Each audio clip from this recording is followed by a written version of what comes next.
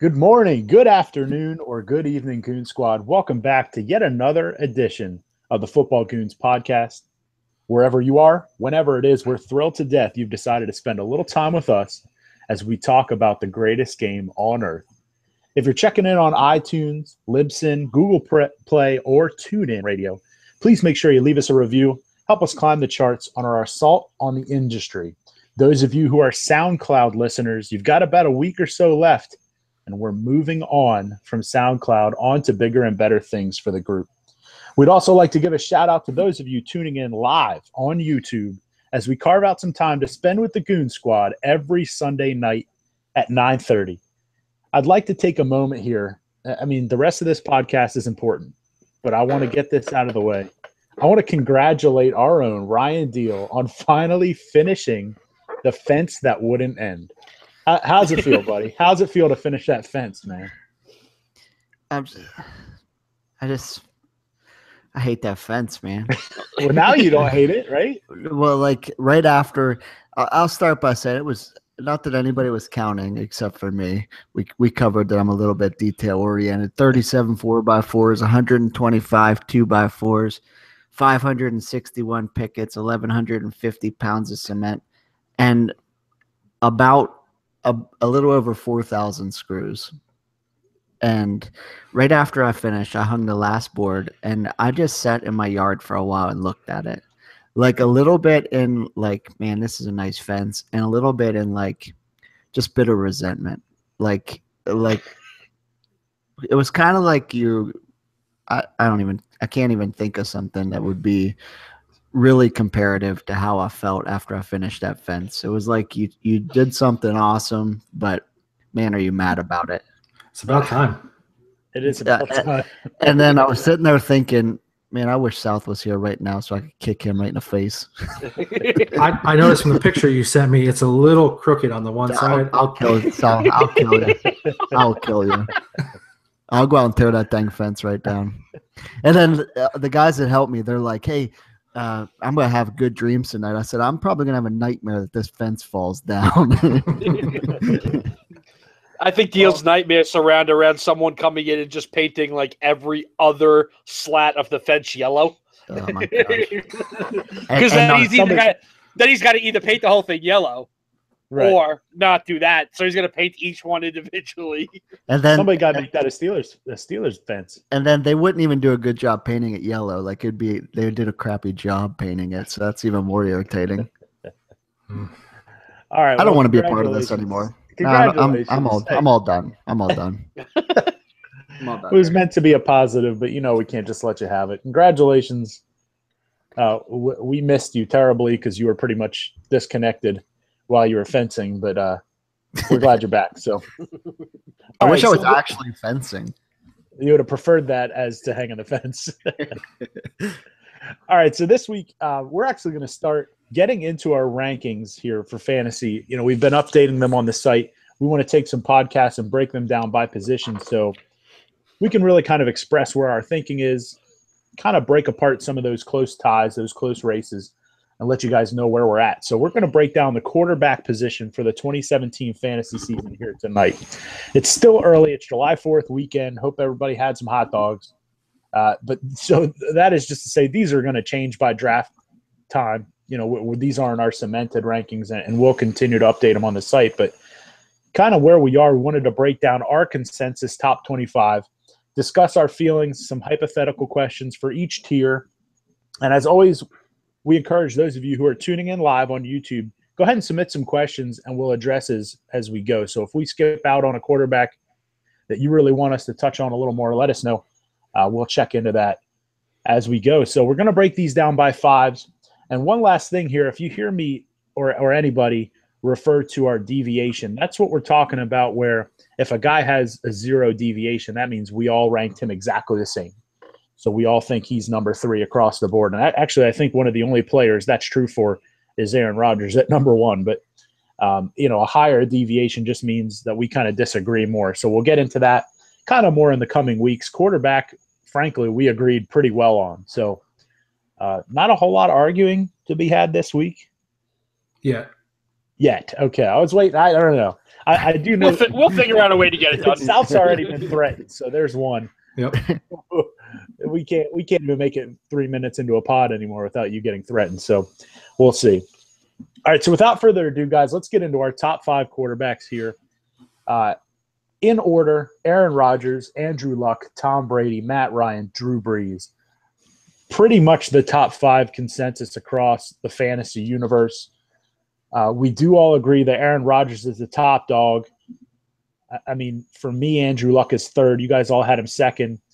Let's kick this off, though. I want to talk a little bit about Matt Ryan. He's the one that we disagree the most on.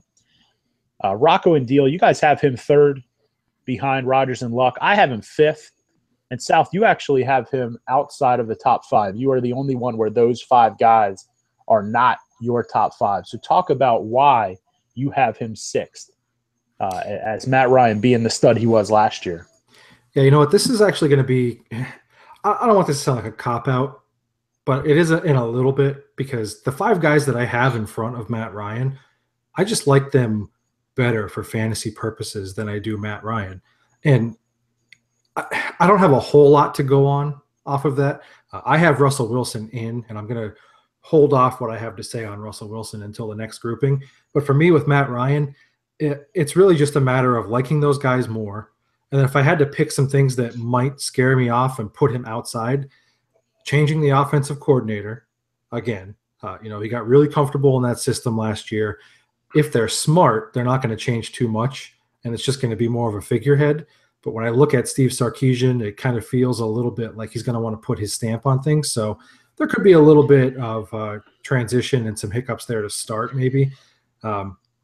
He gives you no value running the ball, whereas everybody but Brady in that top 5 for me gives you added value with fantasy points when they're rushing the ball. So that's a big thing for me inside of the top 5. Even though, Luck and Rodgers, it's not their primary method of scoring, it's definitely a nice added bonus. So, and then obviously I just think that he plays in a little bit more balanced offense than we typically think about. They're committed to running the ball a little bit more. So you look at his stats last year, and 38 touchdowns, while it's fantastic, it's the only time he's ever done that. In fact, he's only ever gone above 30 one other time in 2012. So I think it's a little bit more of the you could expect him to slide back down closer to that 30 mark. And I think some of these other guys are going to give you a lot more touchdowns than that number. So I think he's going to regress just a little bit, not to the point where, we're dissatisfied with him. I still have him there at number 6. So it's not a huge slide, but I do think that he comes back down to earth just a little bit. I said weeks and weeks and weeks ago when we were talking about the best weapons in the NFL as a team, that the Falcons are just so deep. And that's how I feel about Matt Ryan. I mean, Matt Ryan does not even as good as he was last year. Matt Ryan can put up those same numbers or similar numbers without having to be, quote unquote, the guy that we always talk about. That obviously it hurts to have 2 running backs, but both of them are fantastic pass catchers out of the backfield. Julio Jones is going to amount for whatever he wants to amount for on any given day. So none of that bothers me. I just think it's odd that you brought up the rushing statistics, especially when talking about Russell Wilson, just because he had the worst rushing statistics of his 5-year career. So it's kind of odd that you would even bring that up. Even talking about Matt Ryan, we don't look at him as using his legs at all, but he'll give you 1 or 2 on the ground a year just in freak situations. Hey, don't shake your head. I didn't say 5 or 6. I said 1 or 2. I think he gave you 1 last year by surprise in the NFC Championship. He didn't have any last year. He had 1 in the NFC title game. I got you. Oh yes, fantasy purposes, nothing. Right. No, but it's nothing that you're going to look for. But I mean, even if he regresses a little bit in the passing game, he's still top 5 in passing yards. I mean, he was two in passing yards last year. So I just don't see him regressing outside of that top 5. I just can't see it.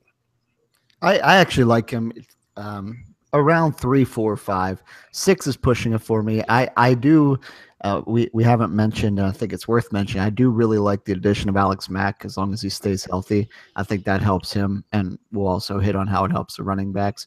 But having taken that center pressure off is definitely going to help him. But yeah, I can't see a way I would move him outside of 5. But 6 isn't. It's not like you have him at 12 or something. Yeah, I think one of the big things that we'll kind of, I don't want to repeat it all night, but kind of our thought process throughout most of the night is there's certain sections where we're just not ready to argue Ryan, Breeze, and Wilson in any order. You know, Right. I'm not going to fuss at you. So the one thing I did kind of want to bring up that I'm wondering if we have any group bias on just players we prefer. And I'm going to point right at Deal's boy, Andy Luck. And aside from Luck, Deal and Rock, you guys agree. You have Rodgers 1, you have Luck 2, you have Ryan 3, and you have Tom Brady 4th. Now, I know that, let's just say you're both not fans of Tom Brady the person. Can we just keep it light and say that you don't like the Patriots? Fair. Now, Fair. Okay. For me, I'm glad you're on board with that. I have Brady second, and it's difficult for me to not put him first. You're talking about last year, he only had 700 yards and 3 touchdowns less than Luck, who had a great season. Luck was excellent last year, at least with what he was given. But you're talking about 700 fewer yards, 3 fewer touchdowns, and he missed 4 games. And now they added Brandon Cooks. You know, they really didn't lose much. What's the reasoning behind Tom Brady number 4? Is it what we just talked about where it's like For me, put names? No, I can give you a short answer. For me, it has 0 to do with bias because I'll draft Brady. I don't care at all about that. And last year, you know, Luck did miss a game and he just wasn't healthy all year. So that, other than the addition, you know, we'll see if Gronk comes back. You never know about that. If Gronk comes back, then of course that's a difference maker.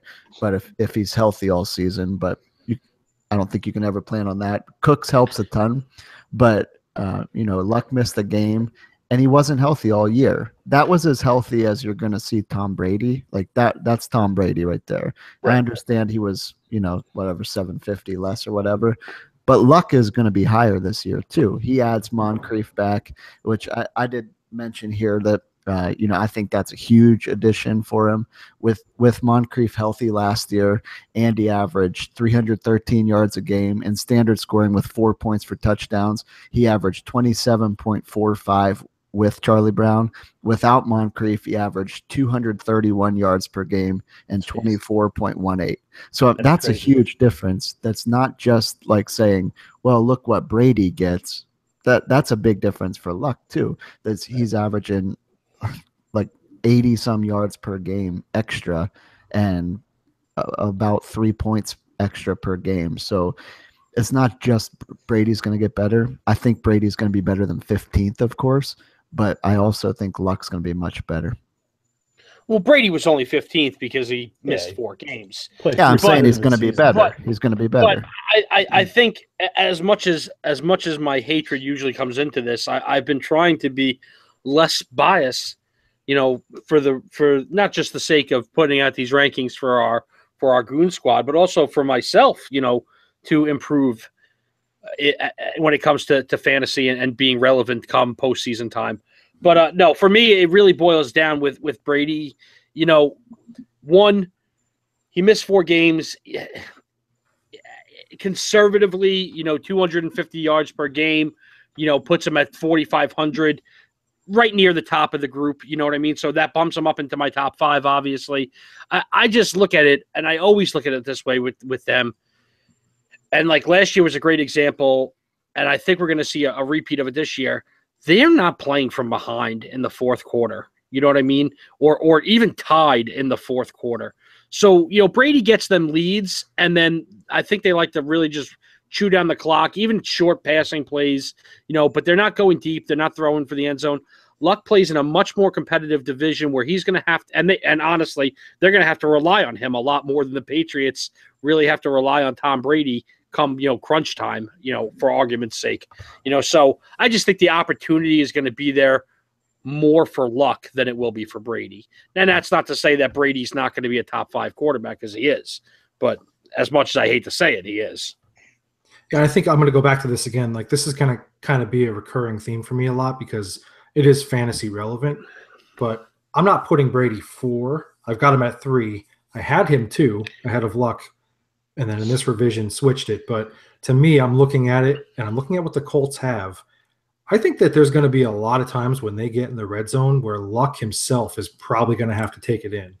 I don't think they're going to be very effective running the ball. And he's more than capable. At least initially, yeah. So I think you're going to get that added bonus, which to me, as simple as it sounds, just puts him just ahead of Tom Brady for me. Yeah, the rushing difference is huge with Luck, as we've mentioned, not being healthy, running for 341 yards and 2 touchdowns last year versus Brady's 64. So let's go ahead and round that to like 80 if he's going to play the whole season. I mean, not even comparable numbers. So, and that's pretty generous. 80 is generous. Right. All right. Last word on this top 5. We have Rodgers number 1 across the board. It seems silly to just skip over him. Last season in standard scoring, Matt Ryan was the MVP. Drew Brees threw for 5,200 yards and 37 touchdowns, and neither of those guys were within 30 fantasy points of Aaron Rodgers. How shocked will you guys be if he does not end up the number 1 quarterback by the end of the season? Let's just assume everyone stays healthy, everyone stays plays their game. Do you see any way he's not number 1? No, there's not. I mean, and we talked about this almost like to the point where we were sick of it last year, where every week the discussion was, is something wrong with Aaron Rodgers? And it almost seems like he just kicked it into even another gear. And even while we were talking about is something wrong with Aaron Rodgers, he was still playing pretty good football. Right. It just took a little bit of time for that team to kind of gel around him. I think that adding Martellus Bennett is huge. It's a gigantic move for the Packers. So, you look at the weapons that they have, they're as loaded, maybe except for the running back position, as just about any other team in the league. So you put that talent all around a guy who's already that great, and I'd be shocked if he wasn't. Yeah, and the great thing about him is he gives you that shredding passing ability of Ryan and Brady and Breeze, but then he even beat Andrew Luck on the ground. You know what I mean? So he definitely gives you both aspects of the game to the way Cam Newton did 2 years ago. So I'd be surprised as well. But basically that top 5, if you can grab one of those guys, you're in good shape. I know I'll speak for at least 2 people in the group. Deal and South, you guys won't own any of those 5 players on draft night. No. Nope. I probably will without giving away too much. We're not going to stop you. So Nope, exactly. All right, so let's move on to our 6 through 10, kind of rounding out the QB1s here. 6th, the aforementioned Russell Wilson. 7th, we have Derek Carr. 8th, Kirk Cousins. 9th, Cam Newton. And 10th, Jameis Winston. So those are our top 10 here. And what I want to start with, if you guys are drafting these quarterbacks, which I think all 4 of us are eyeing this group to an extent, what'll be your deciding factor if, let's say, all of them are sitting there? Why will you grab the one that you will end up grabbing? I think for me, weapons has a lot to do with it. I mean, maturity, and I can elaborate on that by saying, so not Cam. Not Cam. Well, no, I think as much as that means not Cam, it also means we're about to enter year 3 of Jameis, which I know all 4 of us are very high on.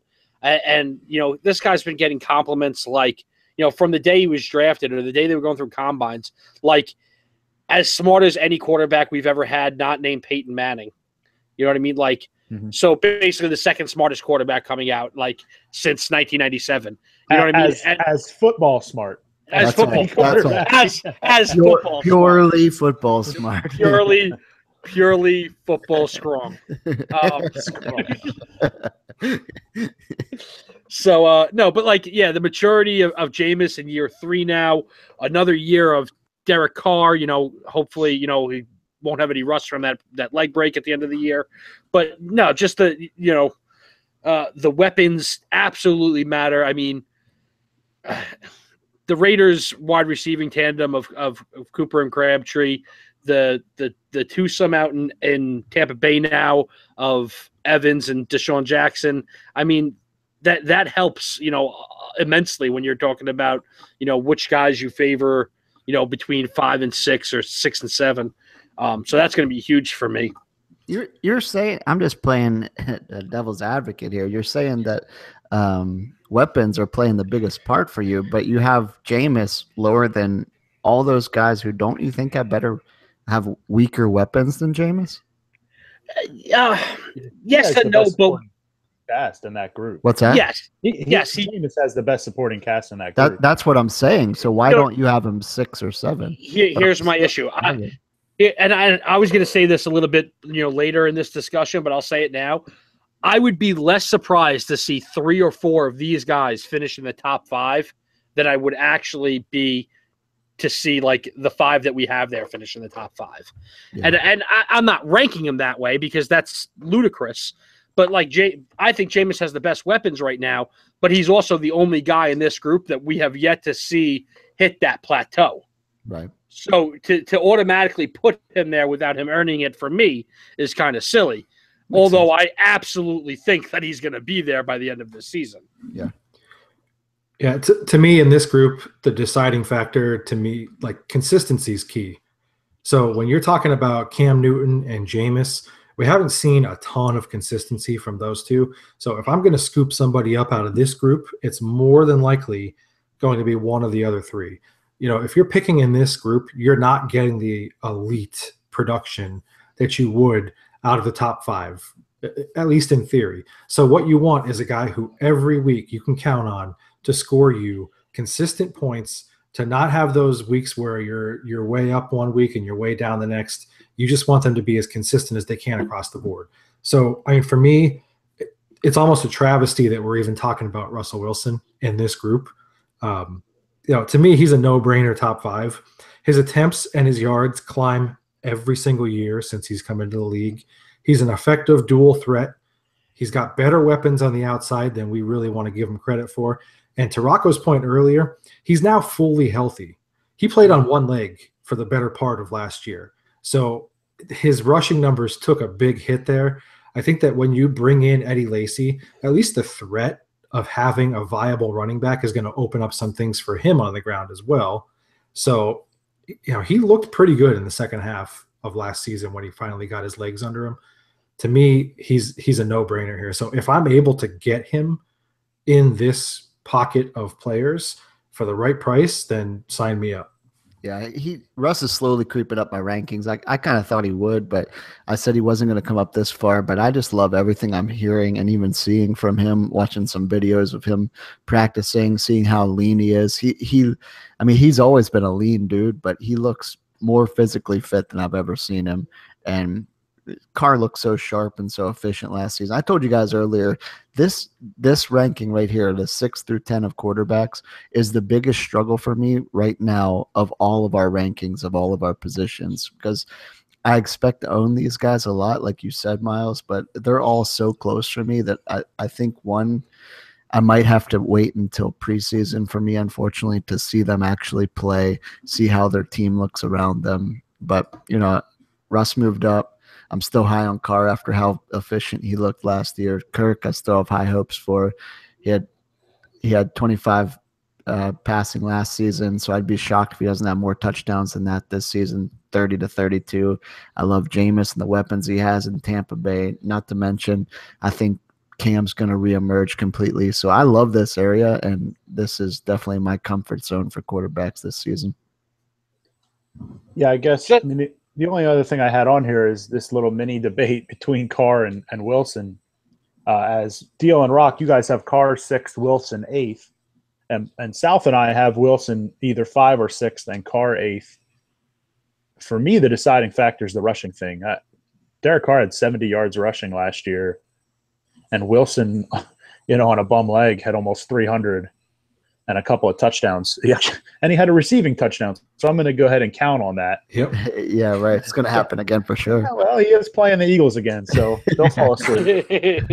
But what's the thinking of Carr ahead of Wilson? Because, the rushing thing is what it is, but gun to my head, I think it's possible that they have similar passing statistics this year as well. As Wilson gets as he got more comfortable with Jimmy Graham, things got a little scary in Seattle. Yeah, I think I just look for Carr to mature more in year 4.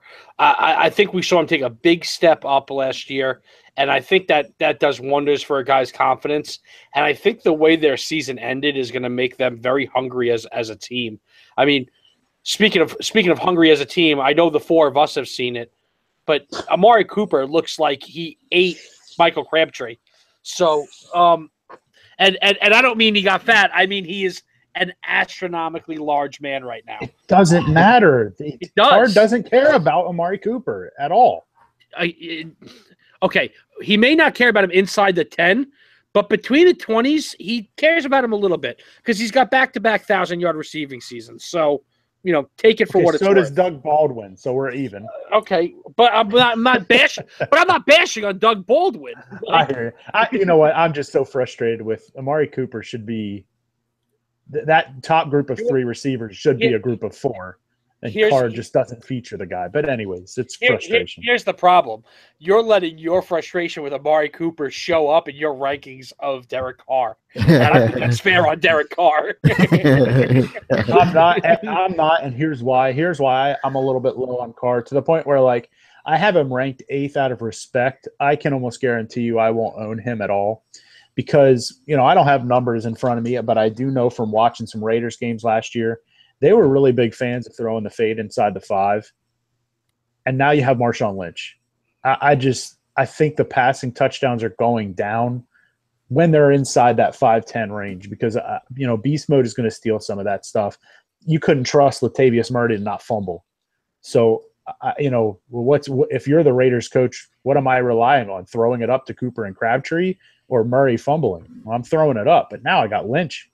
I'm giving him the ball. So I'm certainly not saying Carr's going to end up 20th, but, if I had to pick from this group, I like Wilson to bounce back. If I see anything positive coming out of Washington's camp from Cousins to Terrell Pryor, it's going to be difficult for me. The only reason he wouldn't go top 5 is because I love those top 5 so much. Right. But, Cousins finished 5th last year, and yeah, he lost guys, but if we saw out of Pryor in Cleveland that he can be nasty. So if he shows that immediate togetherness with Cousins, that could be really nice. So, what I think really helps Carr? Cordell Patterson. Yeah, you're trying to be funny. I think we might see a little Cordell Patterson renaissance. What renaissance? He was never good. Well, he was great in college. He's gonna get 300 yards. That's his renaissance. Boom! He tore it up. He shredded everything. Tore it up. Listen, just a final word on this. I do agree with you to some extent with Carr. I do think we're going to see a lot more balance out of that offense this year. Yeah. With a team that's built the way that they are along the offensive line, you can't be chucking the ball as much as you are. When you have road graders in front of you, and now you're adding Marshawn Lynch, we're not really completely sure what level of play he's going to give you. But behind that offensive line, it's going to be hard to be bad. So if you're talking about the guys in this group, that's kind of why I would put Carr behind a Kirk Cousins, who's going to just throw the ball a ton. There's going to be a lot of volume there behind Wilson, who's going to run the ball as well. So it's not really a slight to the player, but it's more – there's going to be more quarterback-friendly volume out of the other 2 players. So Carr slides down just a little bit for me. And to the Kirk Cousins note, I would not be shocked if he finishes as a top 3 fantasy quarterback this season. I'm not scared at all about what they lost. I think that Pryor's going to be good. I think that Crowder is sneaky great. And then you've got Reed as your tight end. They like to throw the ball a lot. He's going to put up huge numbers, probably 5,000 yards. So, right, so I don't really have anything to argue with. So I'm just going to say, South, you don't get to decide who has the final word on each topic. All right, that's it. All right. So assuming that let's just call it the top 6 quarterbacks are gone. So you're looking at Carr, Cousins, Newton, Winston. Gun to your head today. Which one of those guys are you drafting to be your quarterback? Carr, Winston. Is that an answer? Combination of the two. Gun to my head. Yeah. Winston. Dude, there's a gun to your head. Speak. Winston. Speak. I think we just heard South say Cousins pretty loud and clear. Cousins. It's Cousins by a lot. Who's yours? Gun to my head, I gotta say Wilson. Nah, he's gone. I said top 6 are gone. Top 6 are gone. Oh, top 6 are gone. I'm sorry. I thought he was in. So Carr, Cousins. Yeah, you go, Jameis too. Yeah.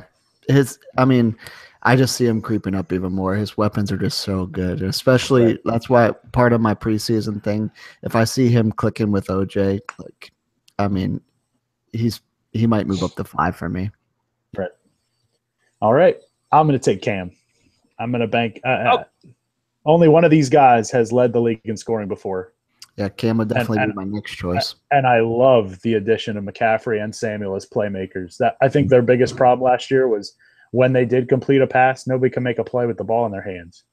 So they remedied that in a big way. So we're a little bit different there, which is funny because all of us have Derek Carr as the highest rated of those 4 players. But yeah, we'll see what happens. All right, let's move on. Quick question. Gun to your head, you have to say that one of those 4 falls out of the top 10. I don't even have Jameis pre-ranked top 10, so I'm going to go Jameis. Yeah, it'll be Jameis because he has a tendency to throw the ball away. Yeah. I'm going to say Cam. His turnovers terrify me. I'm going to say Cam because I don't know if he's still going to continue to be a huge baby or not. Well, of course he is. then he's outside the top 10. Then he can't get his head on right and he can't play football. He can only. I hear what you're saying. Right, he can only play football. He's like Dallas Cowboy fans. Okay, they only come out when the conditions are perfect. There's a throwback for you, South. Don't steal my material. I gave you credit for it right away. Don't yell at me. Right away. Right away. I copyrighted you on it. All right, but no, Cam can only play football when the conditions are perfect. So if he's still going to be a gigantic baby and the conditions are going to be perfect, then I look for him to fall. It's good to know. All right, so let's move on to our next 5 here, ranked 11 to 15. So kind of borderline QB1s. We're definitely looking hard at the multi-quarterback leagues here. 11 through 15 in order. We have Matthew Stafford, Ben Roethlisberger, Marcus Mariota, Phillip Rivers, and Andy Dalton. And I want to start this off why we're so low on Marcus Mariota. Many, many sites that are far worse than footballgoons.com. Many sites have Mariota easily top 10. Even Fantasy Pros consensus, I believe he's 7th, which is a bit high for me. So why are we low on Mariota here? And not necessarily that we're out on him, but just lower than most of the industry, just to let us know where we are. Rocco, you're the highest at 11. South and I are at 13. And Deal, you have Mariota at 14. Being that I'm the highest, I'll start this off. I love Marcus. I want to put him in that top 10. And honestly, because of the way I feel, the next rankings that come out, I'm probably going to have him jumping Cam and hitting my top 10 because it's just the way I feel. It's July and you're already falling apart. I love this. I'm not falling apart. There's no way I'm You falling have apart. derailed. You have derailed. I am in no way falling apart. No, I mean, listen. Mariota finished 15th in our league settings last year. Depending on how your league runs, at probably anywhere from 12 to 17. But he gives you a dynamic added ability on the ground, which we love in other guys like Russ or Aaron Rodgers or Andrew Luck. He gives you that. The only thing that worries me with him a little bit, slightly, is how good those 2 running backs are. But we see other teams in the league with 2 running backs, i.e. Atlanta, be able to still put up decent numbers. Mariota had a fantastic stretch last year where he was 2 or more touchdowns in 7 straight games. And on top of all that, you got him a brand new toy to play with and who might be the most complete receiver that they've had ever. Derek Mason. Can we remember a really solid stud number 1 receiver in Tennessee in the past 20 or 30 years? Right. I can't. You know what I mean? So, if Davis works out to be as good as we think he can be, giving Marcus Mariota that to play with on top of what he had last year, I mean, that's going to be worlds better for him. My concern with Marcus is, we talk about Winston and he's got a new toy in Deshaun Jackson. Well, good. I'm sure that'll work out. And Cousins has Pryor. Good. I'm sure that'll work out. For me, you're going – and it's very possible they're almost recycling the entire receiving core outside of Delaney Walker. Like, you brought in Eric Decker. Let's see how that works. You brought in Corey Davis with the 5th pick. Let's see how that works. I saw some stuff the last 2 days on Twitter coming out of Tennessee. The reports are that their later round pick, Taywan Taylor, is actually looking like he's going to start ahead of Corey Davis because he looks so good. So it's entirely possible that their 3 wide receiver sets are going to be players that he's never taken a snap with. Crazy. So, is that not going to work? I'm not going to say that, but I want to see them gel a little bit more. I'd hate to take a guy like Mariota and be counting on him the first 4 weeks of my season, and the timing is off, and I'm, costing me points, costing me games. Now, listen, the end line is playoffs, right? I want to win in the playoffs, and Mariota probably is going to be ready for that. But, early in the season, I like some of these other guys ahead of him who can still succeed also in the playoffs. So that's my big knock on him, plus the run game. You killed that. I love Murray and Henry so much. I will say he is a perfect trade candidate for like week 5 to pick him up.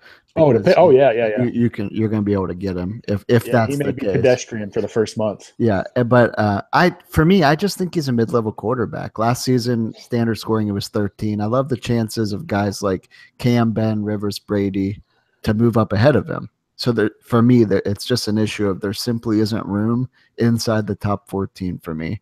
So at this point, even with some big additions, which I love for him, and I hit on in the preseason at the end of last season, that is exactly what he needs. He will be better, but so will the other guys around him. So that's the biggest issue for me. See, okay, here's my biggest argument for that deal, and I'm not picking on you because you said it, but I will pick on you right now. We've had 11 seasons of Ben Roethlisberger at this point. We've had, 7 or 8 seasons of Matthew Stafford. We know what those guys are. They're not going to magically get better. Whereas better than last season.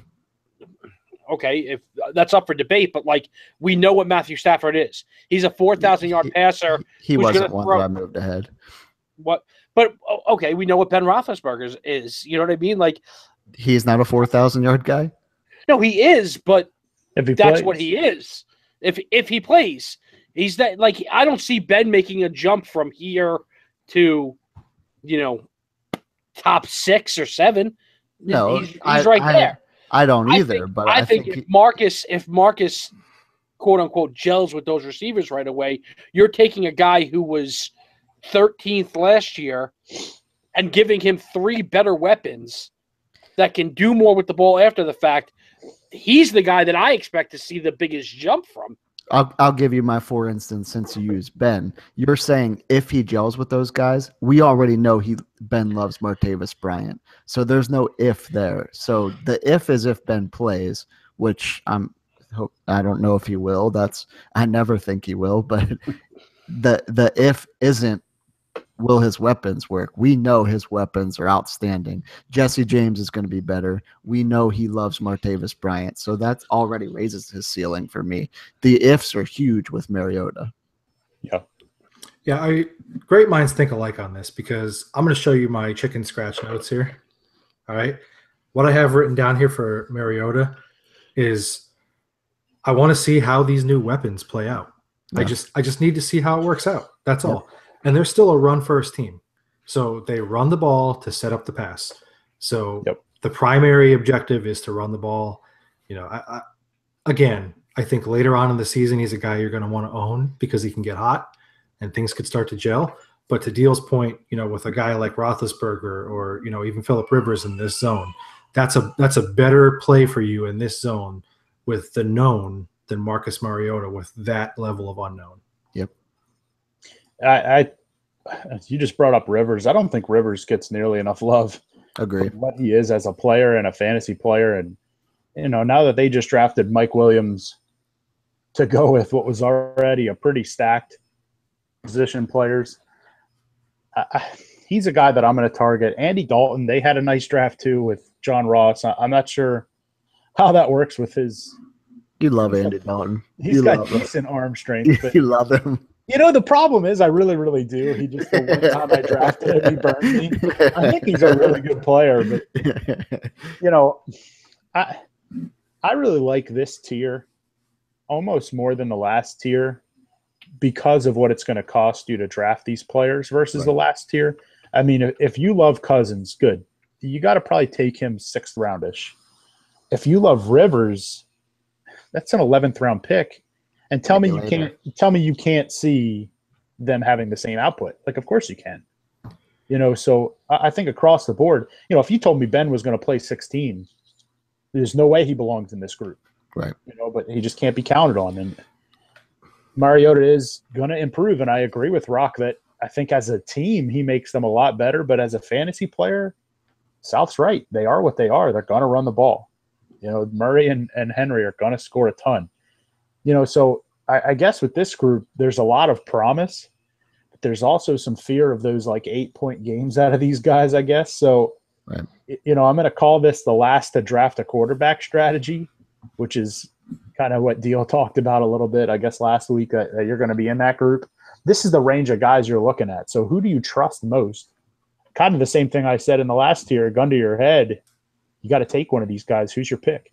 Rivers and Stafford, I feel 100% confident riding all season with either of those guys, with the addition of the running backs that I'm going to get while other people are taking wide receivers and the quarterbacks ahead of these guys. So I feel 100% confident with Rivers or Stafford all season. Yeah, I mean, give me Phillip Rivers in this group because this is a guy who just year after year puts up great fantasy numbers with hot garbage on the field. Garbage. Listen, they were calling us to play wide receiver, and he still would have thrown for 4,500 with any of us out there playing the slot. So It just seems like a lock. It would be a lock for me with Roethlisberger if he played all 16 at home. Right. It's a real thing with him where he just does not play well on the road. If he improved even just a little bit on the road, then to me it's him. Yeah. I would say Roethlisberger, if you could just promise me he was going to play. But you can't. That's the thing, That's the biggest. I mean, you're dumb if you don't take Roethlisberger over the other 4 if you're guaranteeing me a full season. Those type of people aren't listening to this because they don't care enough to think about fantasy football in July. When Ben Roethlisberger plays 16 games, he's insane. The last time he did it, he tied for the league lead in passing yards. Right.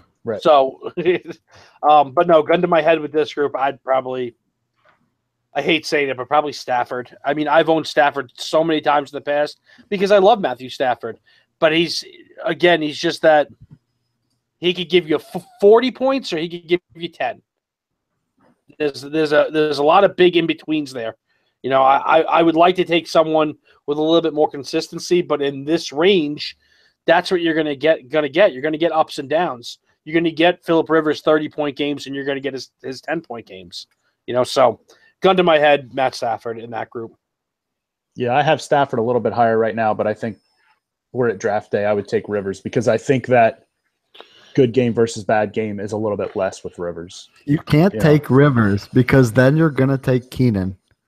And you can't take Keenan. Keenan's already on the squad. I took him 7 rounds ago, and then I took Mike Williams right afterwards. IR as well. IR doesn't carry over from year to year, so his 2013 IR is still not effective. It should. I should get an automatic keeper on Keenan Allen. All right, let's move on here. Our next 5. We're not going to spend a ton of time here on the last 10 players on our list here, but we do want to give a lot of respect to these multi-quarterback leagues because that's kind of our foundation as fantasy players. We really like the multi-quarterback leagues. Like I've said before, I play in 3 2-quarterback leagues and 1 3-quarterback league. So you better believe I'm really focusing in on these players, including some we're not even going to talk about tonight. I guarantee there will be multiple Browns and Jets quarterbacks drafted in that league. I guarantee it. Wow. Maybe Chad Pennington. Nice. Just in case. All right. All right. So let's look at 16 to 20 here. We have Blake Bortles, 16th, then Dak Prescott, Tyrod Taylor, Carson Wentz, and Eli Manning rounding out our top 20. So really big range here, upside versus decline. I mean, if you look at these 5 names, I don't think you could pick out 5 more different styles and where they are in their career kind of players. But first question, are you shocked that we have 3 of last year's top 11 quarterbacks in this range in Bortles, Prescott, and Taylor? Those guys were all top 11 last year. Surprised that we have them down so low when they've shown us they're capable of doing it. I'm not surprised. I mean, I have answers for why I think all 3 of those guys are dropping, as I'm sure you guys do. I don't see the Dak show continuing in year 2. I know, Miles, you are, not banking on that. You've come out and said flat out that you don't think Dak's going to be the same player that he was last year. Not even close. Tyrod Taylor for me is an issue of. I personally don't think he's going to be their starting quarterback all year long. Something in the front office there said it to me when they didn't want to re-sign him in the first place. You know what this situation screams of to me? It screams of Ryan Fitzpatrick from 2 years ago with the Jets. He had a good season, unlike anything he's ever had before. The front office doesn't really want to bring him back for the money, and then somehow he winds up back with the team. And then, through weeks 8 or 9, if they're sub 500, they're going to boot him out of there. And he's just not going to last all season. So for me, it's not so much how I think of Tyrod, just more so of what I think of the situation in Buffalo right now. And then the Blake Bortles thing, you're adding a superstar running back, and I hate Blake Bortles now. So forever and ever and ever and ever and ever. No, you're adding Leonard Fournette, and that's going to. Not only is that going to take away pass attempts, but it's also going to possibly, we're still talking about the Jaguars here, but possibly cut down the amount of time you're playing from behind, later on in games, So just obviously reasons why I think all of them are dropping, but for realistic reasons, I think. Yeah, I'm a little bit surprised by a little bit of it, just because with Blake Bortles, we hate on him a lot. But he just puts up a lot of garbage points. And I know that with the makeup of that offense this year, that's likely to change. But I still think that he could be a guy who is regularly in that 11 to 15 range, just based on the fact that they're still going to throw the ball a decent amount. They're going to be behind in games. They're going to have to try and come back. So he can creep up there. He's done it before. I'm not surprised about Dak because Dak is the worst. Let's just move on, all right? But Tyrod Taylor is so criminally undervalued by so many fantasy players that it's insane. And especially if you play in a 2-quarterback league, this is a player who you can grab later on in a draft as your number 2 quarterback and get, for the majority of the weeks that you're going to play him, a number 1 quarterback output. Now, there's going to be those weeks where he does take a dip and dive, and you're going to be looking at maybe playing matchups or whatever. But he averages 40 rush yards per game. His passing stats, I get that they've been average. The knock tends to be that he doesn't throw a ton of touchdowns.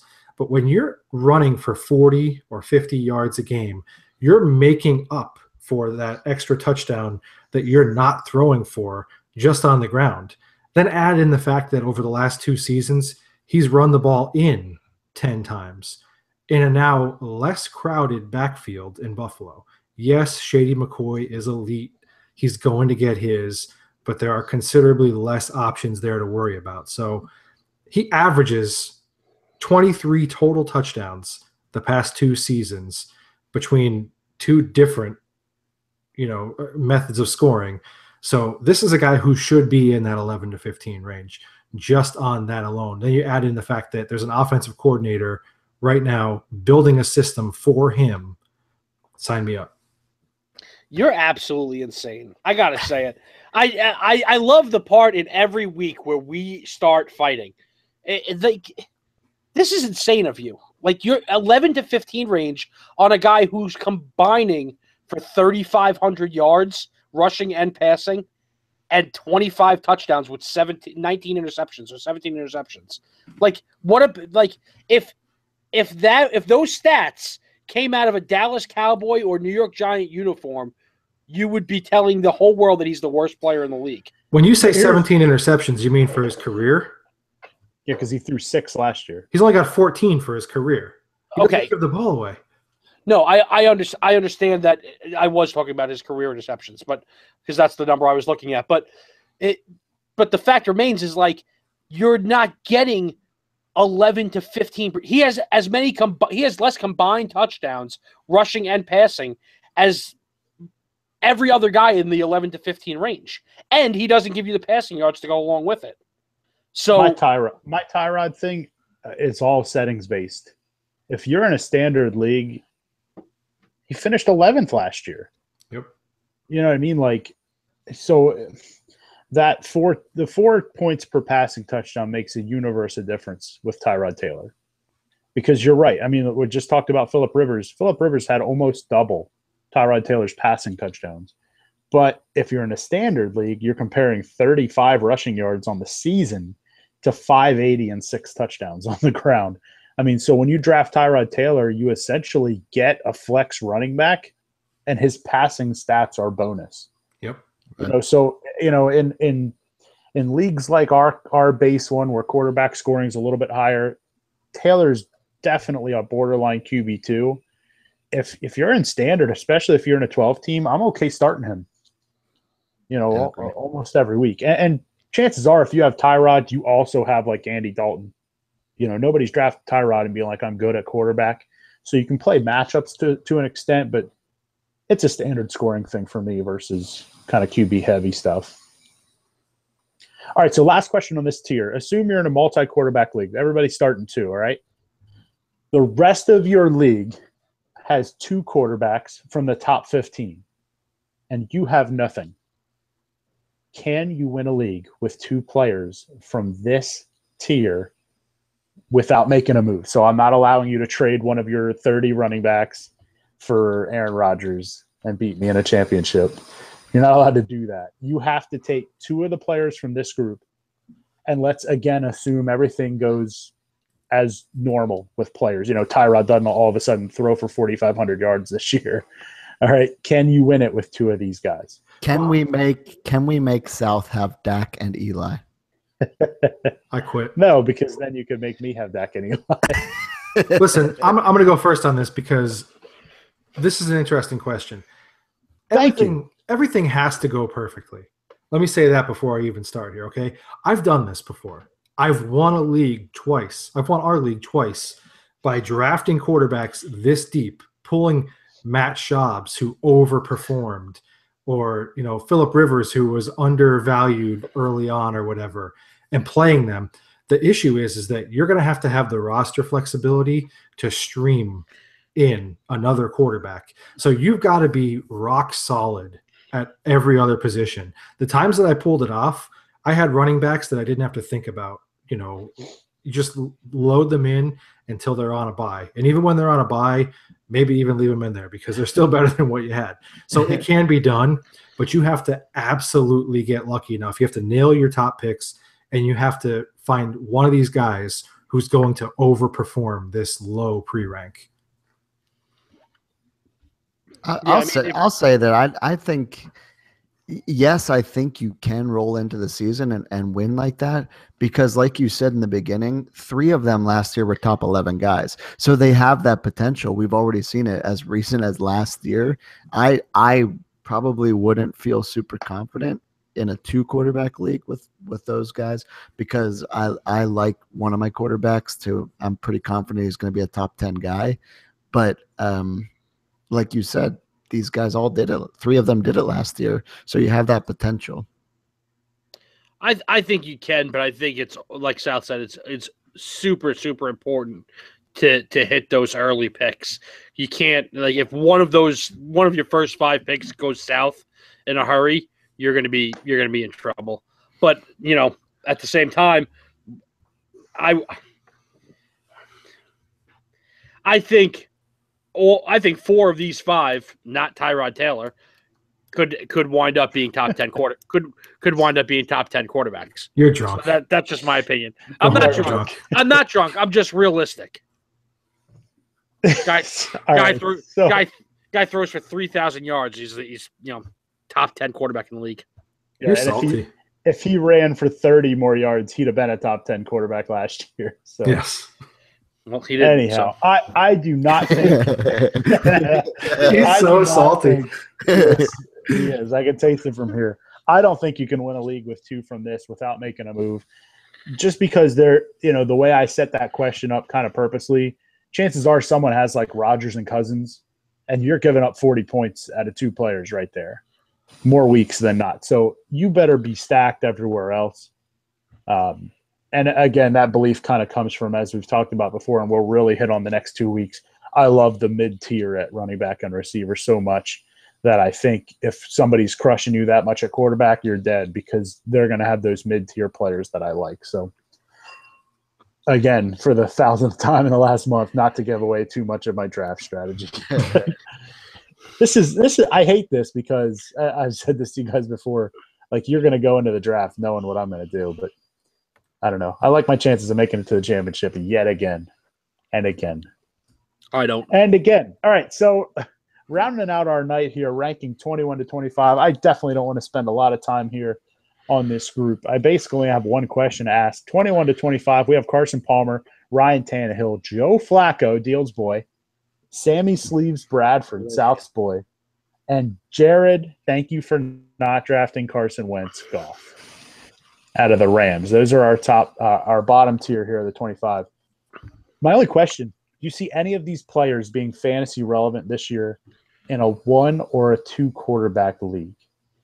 And by fantasy relevant, I don't mean both of your guys have the same bye, so you have to start one of them. I mean, like, they end up on a roster because they should be there. I like Tannehill still. I love his weapons. You're always going to love Tannehill. It's a soft spot for the Tannosaurus, man, for the Tannosaurus. And this is a funny one. The exact same day, Miles and I are sitting at our house watching a replay of an NFL week on NFL Network from last season, and we're both thinking, call me crazy, but Goff could be good.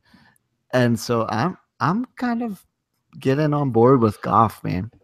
All right, so there's 2 of you that are drunk now.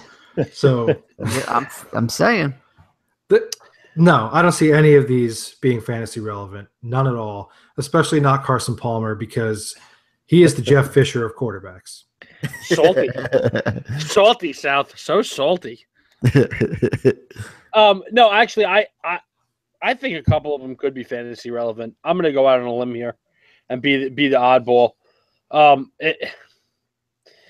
Palmer was very fantasy relevant 2 years ago. If they can figure something out, they could absolutely. I mean, Larry Fitzgerald and David Johnson are both going to go for 1,000 yards this season, receiving. So he's going to throw for 2,500. He's going to throw for at least 2,500 yards this season. All right, plus probably about 20 touchdowns just to those 2. All right, and I don't even think that's an exaggeration. But no, if they can get any of that mojo going from 2 years ago, I think Carson Palmer can absolutely be relevant in a 2 quarterback league. And as much as Deal hates him, I'm not saying that I love him, but I think Joe Flacco could absolutely be fantasy relevant. Yeah, just because terrible. Listen, you've said it over and over again. He had the second most attempts in the league last year by 1. Drew Brees. He had 4,000, and he finished behind Tom Brady. 4,000 yards passing. They got to cut down on the turnovers, but that's him. It's not the team. But it's not Tyrod. It's not him. It's not. He finished way behind Tyrod. I hate you all. I'm so mad right now that we're still talking about this group. Like, you're talking about Carson Palmer. Like, he's going to throw 25 picks. He's so bad. You're so salty about Carson Palmer. It's not even funny. Write it down. 25 interceptions. Write it down. 30 touchdowns. Wow. All right. So, long story short, no. What? Don't draft these players. Don't draft these players. Like y'all gonna make me swear soon. I guarantee it. It's gonna happen. And all you're dealing with is emotion here. South hates Carson Palmer because he got burned by him. Deal loves Tannehill because the one season Tannehill was actually accidentally okay. He rode him to a championship in one league that we share. Absolutely. I mean, these players, 2 quarterback leagues, I guess maybe. If you're in a 1 QB league, you should have stopped listening like 4 minutes ago. Because these guys, the only guy who's relevant here is Sam Bradford because he makes Kyle Rudolph so good because he's afraid to throw more than 10 yards down the field. All right, but avoid these guys. So, unfortunately, our YouTube audience did not give us any questions to hit on. We would like that going forward. I know quarterback is pretty straightforward this year, I think is kind of the general consensus around the industry. But as we go in the next couple weeks with receiver and running back, we're going to be looking forward to what you guys have. We're going to post up on social media for questions beforehand as well. And then, of course, live next Sunday night. So that's going to do it here for this edition of the Football Goons podcast. We hope you love the discussion. And we're asking you, like I said, to get active for us on social media. We can't see any way we can't be your go-to destination for all things fantasy. So ask away, share our responses, help us change the industry. We want to climb the charts. Stop listening to these fools, these talking mouths that you've been listening to for years and they haven't been helping you. Let us change your world. We are continuously updating our consensus fantasy football rankings on the site to help you refine your boards and prepare for drafts. We're no longer going to go for big release dates. Tech Genius Deal has shown us a way that we can actually just update whenever we feel like it. So be sure you're checking those out before you get totally ready for your draft. As always, you can find us on footballgoons.com. That's where those rankings will be. Facebook.com/footballgoons and on the Twitter @footballgoons. And make sure you subscribe on YouTube to catch notifications when we're going live. Thanks again for the listen, and as always, we'll catch you next time.